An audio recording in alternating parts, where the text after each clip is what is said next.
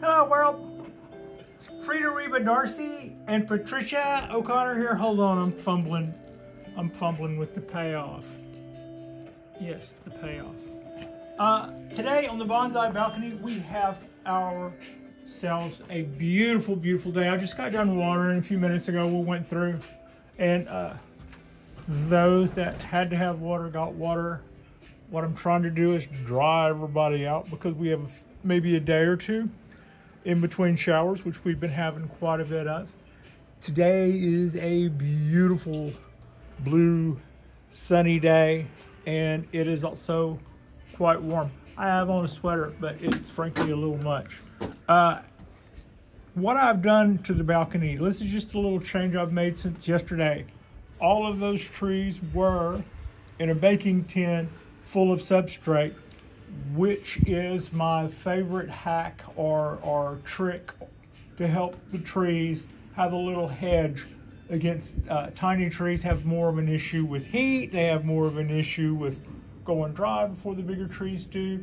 So sometimes it can be harder to find their balance. And if you're trying to grow tiny little bonsai trees, and you've already started growing bigger bonsai trees, and you're having troubles trying to get those trees to find their balance without just turning around and going, golly, that's 6 months and now you're dead. That one little trick of putting them in a tub of substrate turned out to be the thing that got us. It's kind of like got us rolling, like learning to ride the bicycle, I suppose. And from that point, our success rate went way, way up. Only in times like now where we're seeing excessive water, I find that method sort of leads to having a hard time. You can't really balance the water because this part would go dry, but then the escape roots are still hanging out in a tub full of quite moist substrate. Now, this tray, I was threatening to do that with it, but none of the trees that hang out in that tray were having that same issue. One, the tray is shallower. Two, I mean, you can still, I'm gonna focus in, since I just watered, and since that tray doesn't have any holes in the bottom of it, you can see it has standing water. But all the trees you're looking at here are green. How did I manage that? Well, the tray being shallower helps that to naturally evaporate off, but that by itself wasn't doing it. I was having the same problem until I added this piece of cotton string here, which is tied around a brass fob so that it will stay there. What it's doing is it gets wet, it soaks up the water, that then hangs down so that as this knot here soaks up water like a sponge, that water then gets transferred down. And where it gets transferred down to is one of my old watering cans. That was kind of a cutesy watering can. What I didn't like about it is where you see the handle go in, those rivets right there. It pours water out of the watering can where those rivets are. I don't know why I didn't, of course it does. That means it's pouring water down your leg and all over the living room floor from the time that you fill it up to the time that you get it out here, and all while you're using it. Anyway, short story long, that reverse wick system to wick the water away works really well, and greener trees in the rainy season are what I have to show for that. These others that were in the other drip trays, this one and these guys were in a drip tray too, they just got moved out. And so I think that's, you know, we're not getting rid of our system. It's still a good system. It's just not a system that I need to do when watering it is an issue. Whenever overwatering becomes an issue, I don't really need, you know, that's like taking vitamins when you're already gaining too much weight, kind of a thing. So that's what's going on there. I'll probably go right back into these guys as soon as our weather starts hanging out at 70 and above all the time. Right now it's not. Somebody was just asking me In our last video, I got a question asking how old our youngest pines were. Our youngest pines are these guys that I think I started those seeds started them in mid-December. Now, when I live in California, I could have probably gotten away with starting them in mid-December out here because it's frankly not, we very seldom see an actual freezing temperature. But it's not the rarest thing in the world. And when it comes to that, a lot of people say not to plant seeds and things or take them outside until after mid-April anyway. But pine trees being especially hardy, I popped all of these, in fact, and this latest run were all sprouted in the kitchen under fluorescent lights. And one of these runs I had 100% success on, and the last run, all but 4 sprouted. So I've had pretty good germination rate with these guys, and I don't think it really matters whether or not, since I'm doing it in the kitchen anyway. Now, I'm not advocating growing trees indoors. This is just what I do with seedlings, and the idea is to pop them there where I can keep an eye on them and mist them twice a day, and they get that that amount of light. And then as soon as they're up and going on their own, I throw a little cube of BioGold in with them so that they have something to eat. And then from then on, we toss them outside and see how they do. Last time when I tried to do this, I started this when I had spring fever, and it's whenever all the birds were nesting, and they were also hatchlings everywhere and all that kind of stuff. And with all that excitement going on, my seedlings got pillaged. So I will be kind of keeping an eye out for something like that to happen again. I think maybe starting the seedlings meant that they could go through and find the ones that didn't have and get seeds or which is kind of what they're looking for. They love seeds. Probably more than, it looked like to me like they loved the seeds more than they didn't so much care for the sprouts. I would find whole trees kind of bitten in half with the tree part still laying there. So they like shoots and they like seeds. So maybe when it comes that time of year again, I'll bring some of the more vulnerable in if I see that it's like that. But otherwise, we can pop those any time of year. And I think this guy said he was doing some ponderosa. I found germinating them. I didn't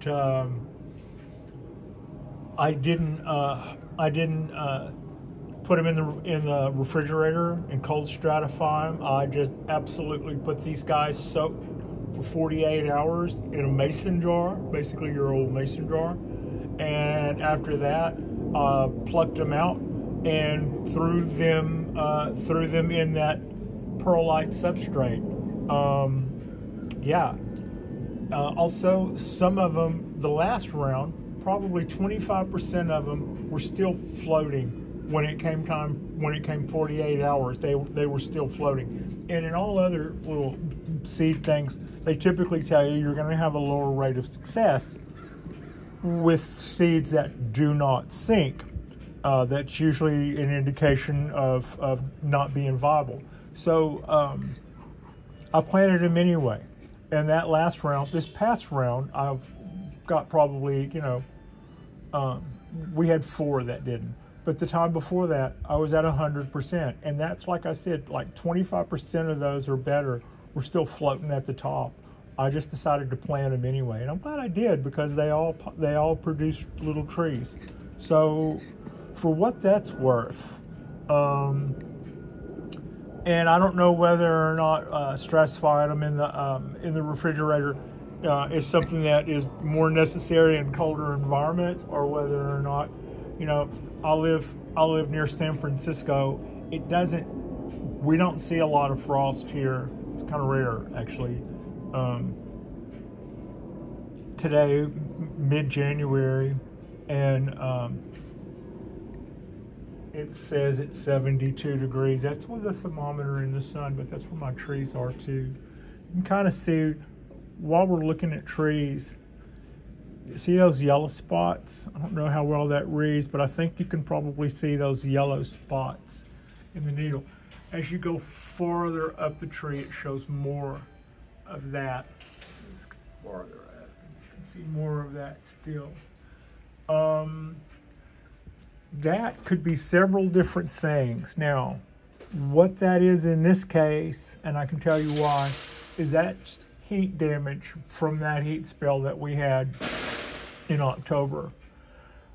There is a parasite that will also create a look like that. And if you see those yellow spots in leaves and there's a black dot somewhere on the needle, somewhere in the center of that spot, that black dot would be the point of entry for the parasite that was feeding on it, and that's what those yellow dots would signify. In this case, no dot signifies that this guy is a good barometer for us to tell us that, yeah, our little camp of trees have gone through some pretty high heat issues this year, and it's left some of us looking a little more yellow than others. But you know, we've also had a really good run this year, so take the good with the bad. Yeah, that's kind of all. I thought we had a really beautiful day today. I thought this would be a good time to share some sunny temps and some, I mean, spring, it feels absolutely like we're well into spring is what it feels like temperature-wise today.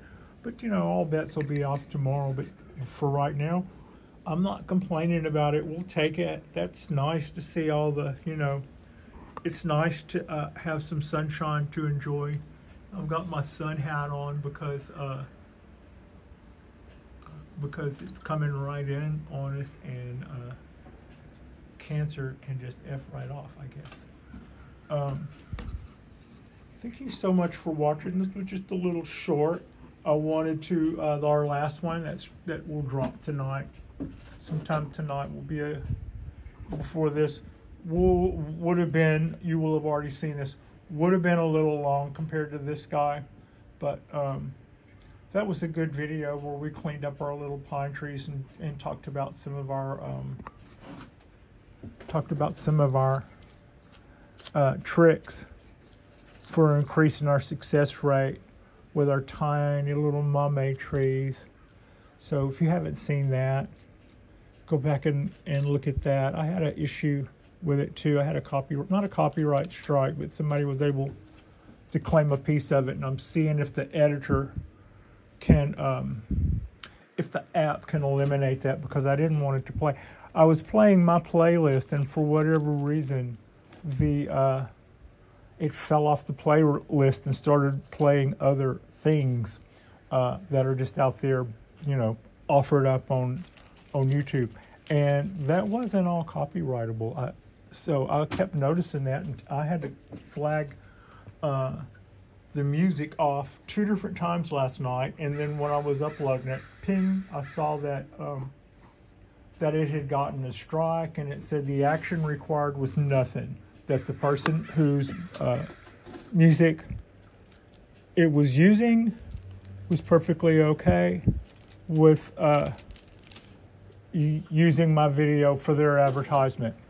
But that wasn't something I had decided to do. I'd actually had some, I thought the copyright strike would have been because was showing a still shot of a program I like to watch. I wondered if that would be a problem, and it didn't appear to be. But the music that would come through, that was not a part of my original musical background choices. I was supposed to go to this song, to this song, to this song, to this song, and then somewhere in there, it went off the card and started playing other stuff which was not free copyright. short story long.